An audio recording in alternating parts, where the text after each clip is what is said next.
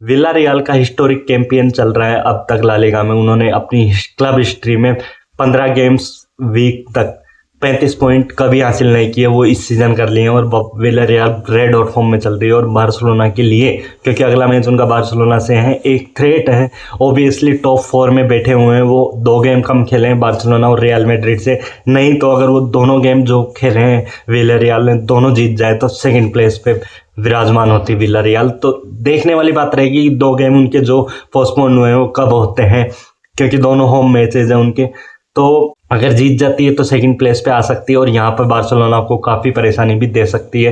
क्योंकि बार्सिलोना की प्रॉब्लम क्या रही है? बार्सिलोना की प्रॉब्लम ये रही है कि बार्सिलोना अर्ली कंसीड कर रही है। इस सीजन में बार्सिलोना ने 20 गोल कंसीड कर लिए 15 गेम्स के बाद ही, जो कि काफ़ी ख़राब स्टेट से देखा जाए तो बार्सिलोना के लिए, कि 20 गोल कंसीड कर चुकी है अपनी हाईलाइन के चलते। और अर्ली 20 गोल में से फर्स्ट हाफ में बार्सिलोना ने कंसीड किए हैं 12 गोल, जो कि बहुत ज़्यादा कंसर्निंग है मेरे लिए। कि बार्सिलोना गेम स्टार्ट होते ही स्टार्टिंग के 15 मिनट में अब तक 5 गोल कंसीडर कर चुकी है। मतलब बार्सिलोना सेटल होने से पहले सामने वाली टीम उनकी हाईलाइन को ब्रीच करके बार्सिलोना को अनसेटल कर देती है। फिर बार्सिलोना को पूरे गेम चेज करना होता है। हालांकि बार्सिलोना ने कुछ कमबैक्स भी किए हैं, लेकिन जैसे एल क्लासिको में कमबैक नहीं कर पाए थे। तो ऐसे कुछ मैचेज जिनमें सेविया के अगेंस्ट वो कमबैक नहीं कर पाए तो ऐसे कुछ मैचेज जिनमें बार्सिलोना गोल कंसीड करने के बाद कमबैक नहीं कर पाई, वो भी मैचेज है कमबैक भी किया है। तो बार्सिलोना को ये चीज़ ध्यान में रखनी होगी कि विला रियल जो कि डिफेंसिवली काफ़ी सॉलिड है, मात्र 13 गोल कंसीड किए उन्होंने 15 गेम्स में।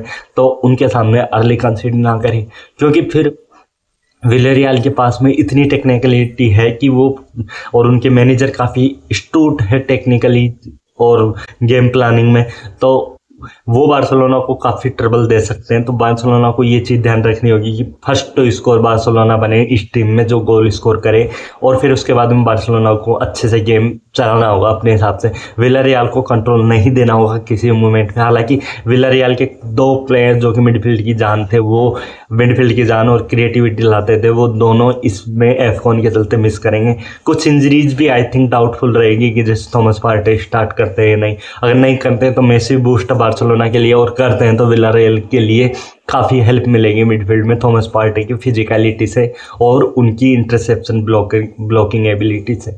और इस मैच में मैं चाहता हूं कि बार्सिलोना स्टार्टिंग लाइनअप में प्रॉपर मिडफील्ड खिलाए, फर्मिन लोपेज, फ्रैंकी डियोंग और पेड्री के साथ। मैं नहीं चाहता एरिक गार्सिया को इस गेम में डीएम के तौर पे देखते हुए। सेंटर बैक खिला दो, कोई दिक्कत नहीं है मुझे। लेफ्ट बैक पे भले बाल्डे खिलाओ, जिरार्ड मार्टिन खिलाओ, राइट बैक पे कुंडे खिलाओ।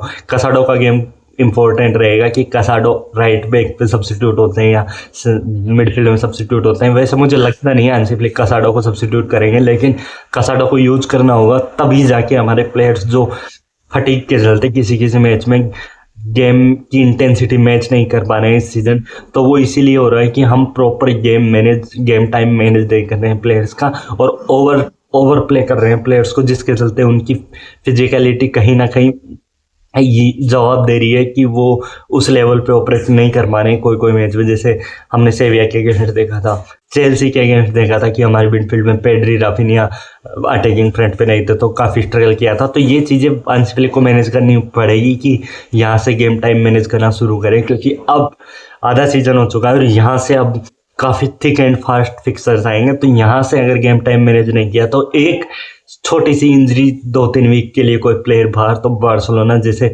लास्ट ईयर क्या हुआ था, 2 वीक के लिए कुंडे और बाल्डे बाहर हो गए थे, उस वीक में बार्सिलोना चैंपियंस लीग से बाहर हो गई थी। तो ऐसा इस साल नहीं चलेगा बार्सिलोना के लिए, क्योंकि चैंपियंस लीग में टॉप 8 में फिनिश करना है। तो बार्सिलोना को प्लेयर को रेस्ट देना होगा ताकि चैंपियंस लीग की इंटेंसिटी मैच कर पाए बार्सिलोना। वहीं ला लीगा को इंपॉर्टेंस देते हुए अभी टॉप पे बैठे हैं, लेकिन हर मैच को हल्के में नहीं लेना है। हर मैच को जीतने के हिसाब से देखना है कि इस मैच में हम क्या अलग कर सकते हैं, कैसे टाइम मैनेज कर सकते हैं। ऐसे नहीं कि पूरी टीम चेंज कर दी, जैसे लास्ट ईयर किया था एक मैच में और उसमें बुरी तरह पिट गए थे रियल सोसिडेड के अगेंस्ट आई थिंक। तो ऐसा भी नहीं कि पूरी 11 चेंज कर दी।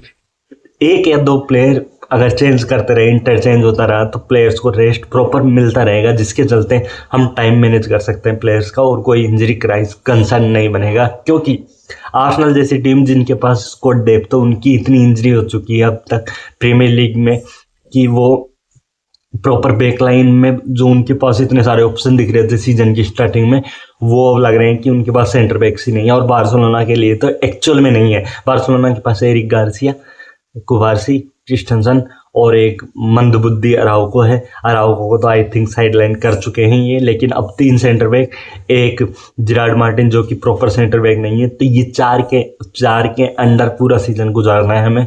और यहाँ से अगर गेम टाइम मैनेज नहीं किया हांसी फ्लिक ने, चाहे वो लमीन का हो, पेड्री का हो, फ्रैंकी का हो, राफिनिया का हो, लेवेंडोस्की, फर्रान टोरेस का हो, या फिर कुंडे का हो। कुंडे काफ़ी इंपॉर्टेंट पार्ट बन जाते हैं गेम टाइम मैनेजिंग को लेकर, क्योंकि कुंडे ऐसे प्लेयर है जो पिछले 3 सीजन से रेगुलर खेलते आ रहे हैं क्लब और कंट्री के लिए, दोनों के लिए, और बेर मिनिमम मैचेज मिस किए उन्होंने इंजरी के चलते। तो यहाँ से इम्पोर्टेंट चीज़ हांसी फ्लिक को सोचने वाली बात रहेगी कि जिस मैच में मुझे सब्स्टिट्यूट करने हैं उस मैच में मुझे कितने गोल चाहिए। जैसे हांसी फ्लिक 4-1 4-2 की स्कोर लाइन पे या 5-2 की स्कोर लाइन पे हमने देखा है इस सीजन में सब्स्टिट्यूट नहीं कर रहे थे। तो मैं चाहता हूं कि अगर 3-0 अप हो, 3-1 अप हो, तो बार्सिलोना कुछ चेंजेस करे स्लाइटली। पूरे 5 के 5 चेंजेस, ऐसे नहीं कि इंपॉर्टेंट प्लेयर्स सारे हटा दिए, पेड्री, फ्रैंकी, लमीन सब हटा दिए। एक या 2 डिपार्टमेंट्स में से चेंज करे। जैसे अटैक में चेंज करने हैं तो ऐसे प्लेयर डाले जो डिफेंसिवली काफ़ी हेल्प कर सके, क्योंकि 3-0 अप के बाद में आपको क्या चाहिए, डिफेंसिवली हेल्प चाहिए डिफेंडर्स को, और बॉल पे अच्छे हो। जैसे ड्रो फर्नांडिस हो गए, टोनी फर्नांडिस, गुली फर्नांडिस। अगर वो इंजर्ड है तो अलग बात है, लेकिन वो इंजर्ड नहीं तो उनको रेगुलर गेम टाइम मिलना ज़रूरी है।